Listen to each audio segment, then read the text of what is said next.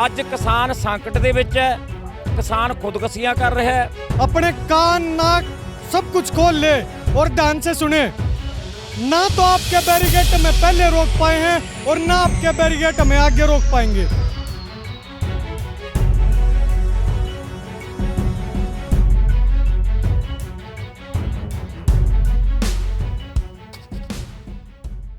देश भर के किसानों ने एक बार फिर से दिल्ली कूच की है। आखिर ये इतनी लाखों की संख्या में इतने किसान आज दिल्ली के जंतर मंतर पर फिर से पहुंचे हैं। जानेंगे इन्हीं किसानों से कि आखिर क्या ऐसी समस्या आ पड़ी कि एक बार आंदोलन करके फिर से आप लोगों को दिल्ली कूच करना पड़ा है। देखिए, सबसे पहले तो मैं बताऊं, कोई मध्य प्रदेश से आया, कोई उड़ीसा से आया, कोई केरल से आया, कोई तमिलनाडु से आया, कोई कश्मीर से आया, बिना कोई वजह तो इतनी दूर से चल के कोई आएगा नहीं। और वो वजह सीधी सीधी क्या है? किसानों की पीड़ा। उस पीड़ा को लेकर ही 13 महीने तक बॉर्डर पे किसान बैठा था। उस पीड़ा को लेकर ही किसान आज यहाँ पे आया। और जो सरकार ने कमिटमेंट किए थे आंदोलन के दौरान, 13 महीने जब किसान बॉर्डर के ऊपर बैठा, कानून तो रद्द कर दिए लेकिन एमएसपी का गारंटी कानून नहीं बनाया। जो पराली का एक्ट था हमारा, उसमें उसको रिपील करने की बात हुई थी। जो बिजली संशोधन बिल की बात हुई थी, उन तमाम किसानी से जुड़े हुए मुद्दों को लेकर आज दोबारा फिर किसान जंतर मंतर पे पहुंचा है, अपनी पीड़ा को लेकर इस सोई हुई सरकार को जगाने के लिए। आज आप सुबह सुबह यहाँ पर निकल चुके थे, दिल्ली पहुँच चुके थे, लेकिन आपके कुछ साथी जो हैं वो गाजीपुर बॉर्डर पर अटके हुए थे, रुके हुए थे, उनको रोका गया था। उनके लिए क्या कहना चाहेंगे? मैं सरकार से यह कहना चाहता हूँ और प्रशासन से यह कहना चाहता हूँ, अपने कान नाक सब कुछ खोल ले और ध्यान से सुने। ना तो आपके बैरिकेड में पहले रोक पाए हैं और ना आपके बैरिकेड में आगे रोक पाएंगे। यह तो सिर्फ आज हम आपको ट्रेलर दिखाना चाहते थे। जब हम असली रूप में आएंगे तो एक बैरिकेड का अगर लात मार देगा किसान, तो बैरिकेड दिल्ली में आके गिरेगा। तो इस सरकार को कहना चाहते हैं कि ये बैरिकेड आपके हमें दिल्ली में आने से नहीं रोक पाएंगे। इस बात को आप अपने दिमाग में बैठा लो कि बैरिकेड लगा के आप इन किसानों को रोक दोगे। जितने आप रोकोगे, जितना आप दबाओगे, उतनी दुगनी ऊर्जा से किसान दोबारा से दिल्ली में आने का काम करेगा। सर, आपसे जानना चाहूँगी, क्या मांगे हैं आपकी इस बार जो आप लेकर आए हैं यहाँ पर दिल्ली में? ਅਸੀਂ पिछले साल लगभग 13 महीने लगातार ਭਾਰਤ ਦੇ ਕਿਸਾਨਾਂ ਨੇ ਇੱਥੇ ਮੋਰਚਾ ਲੜਿਆ। ਜੋ ਮੰਗਾਂ ਸਰਕਾਰ ਨੇ, ਦਿੱਲੀ ਦੀ ਸਰਕਾਰ ਨੇ ਸਾਥੋਂ ਮੰਨੀਆਂ ਸੀ, ਜਿਹੜਾ ਕਿ ਐਮਐਸਪੀ ਤੇ ਜਿਹੜੀ ਕਮੇਟੀ ਬਣਾਉਣੀ ਸੀ, ਕਿਸਾਨਾਂ ਨੂੰ ਕਮੇਟੀ ਦੇ ਵਿੱਚ ਲੈਣਾ ਸੀ, ਉਹ ਕਿਸਾਨਾਂ ਤੋਂ ਚੋਰੀਆਂ ਬਣਾਈ ਗਈ। ਤੇ ਜਿਹੜੇ 3 ਕਾਨੂੰਨ ਸੀ ਉਹ ਇਕੱਲੇ ਰੱਦ ਕਰਕੇ ਜੋ ਵੀ ਕਿਸਾਨਾਂ ਦੀਆਂ ਜਿਹੜੀਆਂ ਬਾਕੀ ਦੀਆਂ ਮੰਗਾਂ ਸੀ ਉਹ ਹਲੇ ਸਾਲ ਸਵਾ ਸਾਲ ਹੋ ਗਿਆ ਉਹ ਵਿਚਾਲੇ ਲਟਕਦੀਆਂ। ਜਿਹੜਾ ਅੱਜ ਅਸੀਂ ਇੱਕ ਰੋਜ਼ ਦਾ ਧਰਨਾ ਭਾਰਤ ਦੇ ਕਿਸਾਨਾਂ ਨੇ ਦਿੱਤਾ ਹੈ, ਇਹ ਇੱਕ ਬਿਲਕੁਲ ਸੁਨੇਹਾ ਦੇਣ ਆਇਆ ਸਰਕਾਰ ਨੂੰ। ਜੇਕਰ ਸਾਡੀਆਂ ਭੱਖ ਦੀਆਂ ਮੰਗਾਂ ਤੇ ਨਾ ਗੌਰ ਕਰੂਗੀ ਸਰਕਾਰ, ਤਾਂ ਅਸੀਂ ਇੰਨੀ ਤਿਆਰੀ ਦੇ ਵਿੱਚ ਆਵਾਂਗੇ, ਪੂਰੇ ਭਾਰਤ ਦੇ ਕਿਸਾਨ, ਕੋਈ ਇੱਥੇ ਸਰਕਾਰ ਦੀ ਨਾਕਾਬੰਦੀ ਨਹੀਂ ਹੋਣੀ।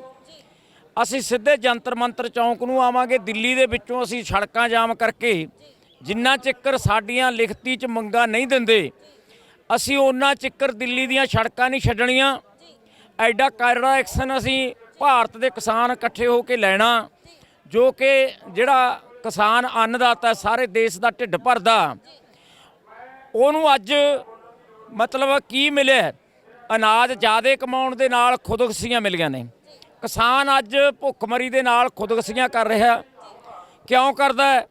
जिहड़ा किसान ने अनाज तैयार किया उस दी जिहड़ी रेट है, ये दिल्ली दी सेंटर सरकार ने किसान नूं रेट नहीं दिता।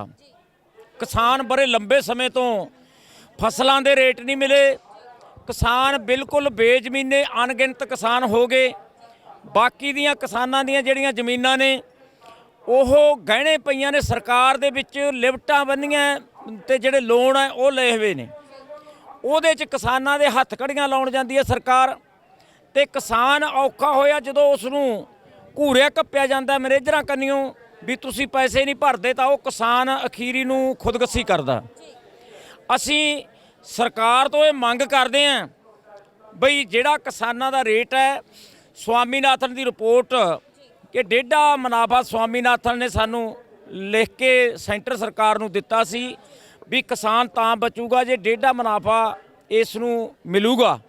ਜੇ 1.5 ਰੁਪਿਆ ਲੱਗੂ ਤਾਂ 50 ਪੈਸੇ ਬਚਣਗੇ ਤਾਂ ਕਿਸਾਨ ਬਚੂ, ਨਹੀਂ ਕਿਸਾਨ ਮਰੂ। ਅੱਜ ਕਿਸਾਨ ਸੰਕਟ ਦੇ ਵਿੱਚ ਹੈ, ਕਿਸਾਨ ਖੁਦਕੁਸ਼ੀਆਂ ਕਰ ਰਿਹਾ ਹੈ। ਸਰਕਾਰ ਹੈ ਜਿਹੜੀ ਧੜਾ ਧੜ ਮਹਿੰਗਾਈ ਹੈ, ਉਹ ਮਹਿੰਗਾਈ ਨੂੰ ਅੱਗੇ ਲਈ ਜਾਂਦੀ ਹੈ। ਚੜ੍ਹੇ ਮਹੀਨੇ ਤੇਲ ਮਹਿੰਗਾ, ਚੜ੍ਹੇ ਮਹੀਨੇ ਖਾਦ ਮਹਿੰਗੀ, ਚੜ੍ਹੇ ਮਹੀਨੇ ਕੀੜੇ ਮਾਰ ਦਵਾਈਆਂ ਮਹਿੰਗੀਆਂ, ਚੜ੍ਹੇ ਮਹੀਨੇ ਗੈਸ ਸਿਲੰਡਰ ਚੁੱਲ੍ਹਾ ਚੱਲਦਾ ਹੈ ਉਹ ਮਹਿੰਗਾ। ਸੋ ਅਸੀਂ ਇਹ ਸਰਕਾਰ ਨੂੰ ਸੁਨੇਹਾ ਦੇਣ ਪਹੁੰਚੇ ਹਾਂ ਬਈ ਜੇ ਸਾਡੀਆਂ ਜਿਹੜੀਆਂ ਭੱਖ ਦੀਆਂ ਮੰਗਾਂ ਅੱਜ ਇੱਕ ਰੋਜ਼ ਦਾ ਜਿਹੜਾ ਧਰਨਾ ਭਾਰਤ ਦੇ ਕਿਸਾਨਾਂ ਨੇ ਰੱਖਿਆ, ਜੇ ਉਹ ਸਾਡੀਆਂ ਮੰਗਾਂ ਤੇ ਸਰਕਾਰ ਗੌਰ ਕਰਕੇ ਮੰਗਾਂ ਲਾਗੂ ਨਾ ਕਰੀਆਂ, ਅਸੀਂ ਪੂਰੇ ਭਾਰਤ ਦਾ ਕਿਸਾਨ ਅਣਮਿੱਥੇ ਸਮੇਂ ਤੇ ਦਿੱਲੀ ਦੇ ਵਿੱਚ ਕੋਈ ਬਾਰਡਰ ਬੂਡਰ ਨਹੀਂ ਸਾਡੇ ਮੂਹਰੇ ਅੜਕਣਾ। ਜਦੋਂ ਅਸੀਂ ਆਪਦੀ ਚੜ੍ਹਾਈ ਤੇ ਆ ਗਏ, ਪਹਿਲਾਂ ਵੀ ਸਰਕਾਰ ਨੂੰ ਪਤਾ ਵੀ 13 ਮਹੀਨੇ ਅਸੀਂ ਵੱਡੇ ਵੱਡੇ ਬਾਰਡਰ ਚੱਕ ਕੇ ਇੱਥੇ ਮਤਲਬ ਦਿੱਲੀ ਦੇ ਵਿੱਚ ਪਹੁੰਚੇ ਹਾਂ ਤਾਂ ਕਿ ਲਗਾਤਾਰ ਅਸੀਂ 13 ਮਹੀਨੇ ਸੰਘਰਸ਼ ਲੜਿਆ। ਮੰਗਾਂ ਸਰਕਾਰ ਮਨਾਈ ਸੀ, ਇਕੱਲੇ ਕਾਲੇ ਕਾਨੂੰਨ ਰੱਦ ਤੋਂ ਬਿਨਾਂ ਬਾਕੀ ਦੀਆਂ ਜਿਹੜੀਆਂ ਸਾਡੀਆਂ ਮੰਗਾਂ ਨੇ ਉਹ ਸਾਰੀਆਂ ਲਟਕਦੀਆਂ ਨੇ। ਜਿੰਨਾ ਚਿਰ ਸਾਡੀਆਂ ਮੰਗਾਂ ਨਹੀਂ ਲਾਗੂ ਕਰਦੀ ਸਰਕਾਰ, ਅਸੀਂ ਸੰਘਰਸ਼ ਨੂੰ ਤੇਜ਼ ਕਰਦੇ ਜਾਵਾਂਗੇ। ਧੰਨਵਾਦ। सर कहाँ से आए हैं? हमारा जिला सोनीपत है, ब्लॉक राई है जी, सिंगू बॉर्डर के पास। सिंधु बॉर्डर के पास से आए हैं। एक बार फिर से आप लोग यहाँ पर दिल्ली में कूच किए हो, क्या ऐसी वजह आन पड़ी कि आपने 13 महीने जहाँ यहाँ पर प्रदर्शन किया उसके बाद आपको फिर से यहाँ आने की जरूरत पड़ी? देखो, देश बीजेपी द्वारा असली तौर पर गुलाम बना दिया गया है और जो भी इसके खिलाफ आवाज़ उठाता है उसको उसके ऊपर शिकंजा कसा जाता है। एक किसान इस देश में ऐसे हैं जो इस सरकार से बिल्कुल नहीं डरते। सरकार इनके दबाव में भी आ चुकी है क्योंकि किसान किसी से नहीं डरता और सारे देश को किसान ही खाना खिलाता है। क्या मांगे लेकर आए हैं इस बार? देखो, हमारे पिछले मुकदमे आंदोलन के दौरान सरकार ने कहा था कि उसको ख़त्म कर दिया जाएगा। मुकदमे अब तक ख़त्म नहीं हुए हैं और किसानों पर जिस तरह से देश के गृह राज्य मंत्री ने, हमारा देश विश्व का सबसे बड़ा लोकतंत्र है और लोकतंत्र में हमारे देश का गृह मंत्री है, उसके लड़के ने जो है अपनी गाड़ी से किसानों को रौंदा था और नरसंहार किया था। उसका दोषी 120B का उसका पिताजी गृह मंत्री है जो आज तक अपने पद पर है। देश के इतिहास में पहली बार ऐसा हुआ है। लाल बहादुर शास्त्री जी ने रेल के एक्सीडेंट होने के बाद रेल मंत्रालय छोड़ दिया था, इस्तीफा दे दिया था। यहाँ तो मंत्री जी मुकदमा दर्ज होने के बाद भी पद नहीं छोड़ रहे, ना सरकार उसे बर्खास्त कर रही। अच्छा, मांगे लेकर आए हैं यहाँ पर, तो क्या लगता है कि आपकी मांगे फिर से पूरी होंगी? आप लोग यहाँ पर कब तक प्रदर्शन करेंगे? देखो, सरकार चाहे कुछ भी कर ले, मांगे माननी पड़ेंगी क्योंकि मांगे सरकार की अपने घर की जायज़ है और किसान समाज के लिए लड़ रहा है, पूरे समाज के लिए। चाहे अग्निपथ हो, चाहे बेरोजगारी हो, चाहे महंगाई हो, ठीक है, चाहे आंतरिक सुरक्षा हो, आंतरिक सुरक्षा भी, बाहरी सुरक्षा भी, सारे मुद्दे जो है किसान के हैं। सरकार तो गुमराह कर देती है जनता को। इस बार किसान जो है अग्निपथ योजना को भी शामिल कर रहे हैं। बिल्कुल, देखो, अग्निपथ योजना में किसानों के बच्चे जाते थे। 4 साल के लिए कोई भी बच्चा तैयारी करके नहीं जाना चाहेगा। जो अच्छे बच्चे थे वे तैयारी करके आर्मी ज्वाइन करते थे, देश की सेवा करते थे और अपने घर को भी चलाते थे और समाज में भी इज्जत होती थी। अब 4 साल के लिए मान लीजिए गांव के 10 बच्चे भर्ती हो गए, 10 में से 4 साल बाद 3 वहाँ रह जाएंगे, 7 को बाहर का रास्ता दिखाएंगे। वे बाहर का रास्ता जिसको दिखाएंगे वे अपने आप में जो है ना ठगा महसूस करेंगे। अब भाई इनको जो है ये तो इस लायक थे, इसको बाहर निकाल दिया गया। तो इस कारण जो ना हमारे गांव के बच्चे जो है तैयारी करनी छोड़ दी है। इसके लिए वे किसी और सर्विसेज की तैयारी करने लगे हैं। देखो, सैलरी कितनी देंगे, जितनी ये सैलरी देंगे इतनी तो बच्चे कोचिंग पर लगाता है किसान, और वो क्यों लगाएगा। अच्छा सर, आपसे पूछना चाहूँगी, आप कहाँ से आए? जी, मैं सोनीपत हरियाणा से आया हूँ। आपको सिंधु बॉर्डर पर आते हुए रोका गया? हाँ जी, बिल्कुल रोका गया। तो यहाँ यानी कि एक साजिश की जा रही है कि किसान आंदोलन जो है वो फिर से बरकरार ना हो पाए। जी बिल्कुल, क्योंकि हम जब वहाँ से चले तो रास्ते में जगह जगह बैरिकेड लगाए हुए थे, कई जगह तो ट्रक भी खड़े किए हुए थे बिना किसी कारण के। और जैसे ही हम यहाँ बुराड़ी के पास पहुँचे तो पुलिस वालों ने ज़बरदस्ती हमें रोका कि आप साइड में लगाइए बिना किसी कारण के। और जब हमने ये कहा कि भैया तो हमारी गिरफ्तारी कीजिए या हमें कारण बताइए, कारण बता के तो गिरफ्तार करेंगे वो, लेकिन उन्होंने कोई कारण नहीं बताया। उन्होंने कहा कि आप गाड़ी साइड में लगाइए और खड़े हो जाइए, हम आपको आगे नहीं जाने देंगे। तो कहीं ना कहीं हमें लग रहा है कि देखो हमारे जो अधिकार हैं उनका भी हनन हुआ है, ठीक है जी। तो हम अपने अधिकारों की लड़ाई के लिए यहाँ पे आए हुए हैं।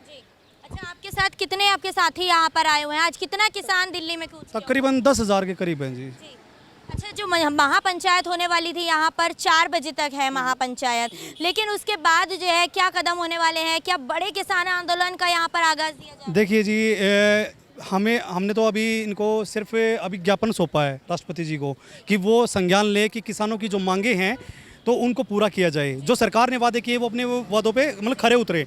अगर सरकार ऐसा नहीं करती, वादा खिलाफी करती है, तो बड़ा आंदोलन हो सकता है और जो भी फैसला होगा वो हमारी जत्थेबंदियाँ ही लेंगी। देख सकते हैं यहाँ पर जो है ये महापंचायत किसानों की वो ख़त्म हो चुकी है और सभी किसान जो हैं इस वक्त दिल्ली के जंतर मंतर से बाहर आ रहे हैं।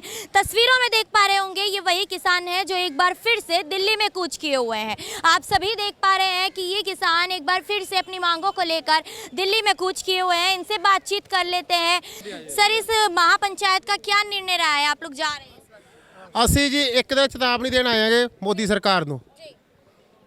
ਇਹਦਾ ਕਰਕੇ ਜੋ ਕਿਸਾਨਾਂ ਵਾਅਦੇ ਕਰੇ ਸੀਗੇ ਉਹ ਪੂਰਾ ਨਹੀਂ ਉਤਰਿਆਗਾ। हाँ, तो क्या लगता है आज जो आपकी महापंचायत हुई है इसमें क्या निर्णय लिया गया है? आगे आपका बड़ा किसान आंदोलन चलेगा या नहीं चलेगा? आज इस केवल चेतावनी देने के लिए आपने 1 दिवसीय महापंचायत रखी थी। इसको ਮੰਗ ਪੱਤਰ ਦੇਣ ਆਏ ਆਂਗੇ। ਸਮਾਂ ਦਿੱਤਾ ਹੈਗਾ, ਜੋ ਸਮੇਂ ਦੇ ਵਿੱਚ ਨਾ ਇਹਨਾਂ ਨੇ ਕੋਈ ਪੂਰੀ ਕਰੀ ਤਾਂ ਇਸ ਤੋਂ ਵੱਡੀ ਗਿਣਤੀ ਤੇ ਆਵਾਂਗੇ। ਸਾਰੀ ਦਿੱਲੀ ਦੇ ਵਿੱਚ ਘੇਰਾ ਪਾਵਾਂਗੇ ਆ ਕੇ, ਉਵੇਂ ਜਿਵੇਂ ਅੱਗੇ ਬੈਠੇ ਸੀਗੇ ਉਦੋਂ ਵੀ ਦੁੱਗਣੀ ਤਾਕਤ ਨਾਲ ਬੈਠਾਂਗੇ। कितना समय दिया गया? इसको थोड़ा समय, ਕੱਲ ਨੂੰ ਸਾਡੀ ਮੀਟਿੰਗ ਰਹੀ ਹੈਗੀ ਕਿਸਾਨਾਂ ਦੀ।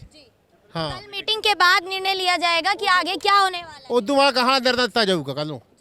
तो देख सकते हैं यहाँ पर किस तरीके से इस महापंचायत का अंतिम निर्णय रहा है, किस तरीके से कल जो है यहाँ पर बैठक होने वाली है किसानों की और उसके बाद ही पता चलेगा कि आगे किस तरीके से ये किसान आंदोलन चलेगा या नहीं चलेगा। बने रहिएगा पल पल की खबर के लिए द न्यूज़ 15 पर। मैं अंजलि राठौर, कैमरा पर्सन मिथिलेश के साथ, दिल्ली।